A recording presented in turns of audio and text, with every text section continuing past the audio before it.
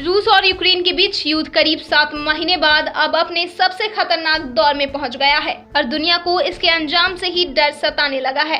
Putin ने reserve सैनिकों को यूक्रेन की जंग में उतारने का ऐलान कर दिया है। यूरोप में सर्दियां शुरू होने वाली हैं और रूस यूक्रेन के कब्जा किए हुए 4 इलाकों में जनमत संग्रह करा रहा है। माना जा रहा है कि जल्द ही इसके परिणाम का ऐलान किया जाएगा। जनमत संग्रह के बाद रूस इन इलाकों को अपनी जमीन होने की घोषणा कर देगा। रूस के राष्ट्रपति व्लादिमीर पुतिन ने खुलेआम कहा है कि रूस की जमीन पर अगर हमला किया गया तो हमारी सेना हर तरीके के हथियार से जवाब देगी। माना जा रहा है कि उन्होंने रूसी परमाणु हथियारों के इस्तेमाल की धमकी दी है। इस बीच अमेरिका और नाटो देशों ने साफ कह दिया है कि रूस की ओर से कराया गया जनमत संग्रह अंतर्राष्ट्रीय कानून के तहत अवैध है।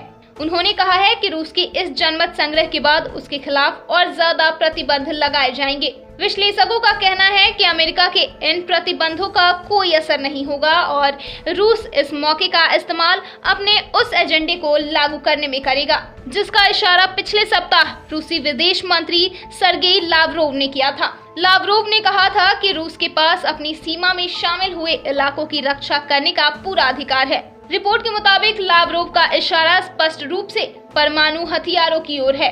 पुतिन ने भी कहा था कि रूस अगर जरूरत होगी तो सभी तरह के उपलब्ध हथियारों का इस्तेमाल करेगा। पुतिन के इस बयान के बाद अमेरिका के संदेशों में बहुत बड़ा बदलाव आया है। पिछले कुछ महीनों से पश्चिमी देशों के अधिकारी बार बार यह कह रहे थे कि परमाणु जंग का खतरा यूक्रेन में नहीं है। अब अमेरिकी राष्ट्रपति और उनके कैबिनेट के सदस्य सार्वजनिक रूप से अपने सहयोगियों और दुनिया के अन्य देशों को जोरदार जवाबी कार्रवाई का भरोसा देने के लिए बाध्य हुए हैं। अमेरिका ने सार्वजनिक रूप से परमाणु हथियारों को लेकर रूस को चेतावनी दी है। रिपोर्ट के मुताबिक यूक्रेन युद्ध के बाद पुतिन की स्थिति कमजोर हुई है। रूस के नागरिक रिजर्व सैनिकों को बुलाए जाने का कड़ा विरोध कर रहे हैं और देश छोड़कर भाग रहे हैं। कई देशों की सीमा पर लाइन लगी है और हवाई जहाज के टिकट खत्म हो गए हैं। यही नहीं, यूक्रेन युद्ध में उन्हें काफी नुकसान उठाना पड़ा है। यूक्रेन की सेना ने बहुत बड़े पैमाने पर अपनी जमीन को रूसी कब्जे से मुक्त करा लिया है। विशेषज्ञों ने चेतावनी दी है कि पुतिन अपनी हार को सहन नहीं कर सकते हैं।